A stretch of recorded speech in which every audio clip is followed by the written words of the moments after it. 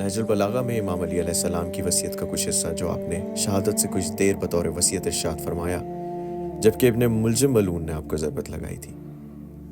तुम सबको मेरी वसीयत है कि अल्लाह की ज़ात और सिफ़ात में किसी को ज़र्रा भर शरीक ना करना और हज़रत मोहम्मद सल्लल्लाहु अलैहि वसल्लम की सुन्नत को ज़ाया ना कर बैठना। इन दोनों सुतूनों को कायम और इन दोनों चिरागों को रोशन रखना। अगर इस वसीयत पर कारबंद रहोगे तो समझ लो मज़म्मत तुम्हें छोड़ कर आगे निकल गई और तुम मज़म्मत से बच जाओगे।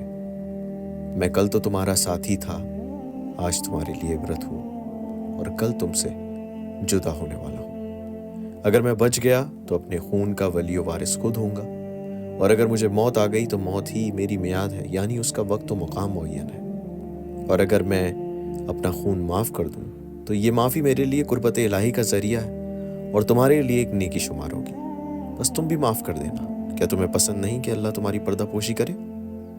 खुदा की कसम, मौत की आमद मेरे लिए कोई नागहानी हादसा नहीं कि मैं उससे कराहत करूं, और ना वो ऐसा नौवारिद है जिससे मेरी जान पहचान ना हो। और मेरी मिसाल तो फ़कत उस शख्स की सी है जो रात पानी की तलाश में चलता चलता चश्मे पर जा पहुंचता है और मुझे जोइंदा समझ लो या बंदा हुआ करता है।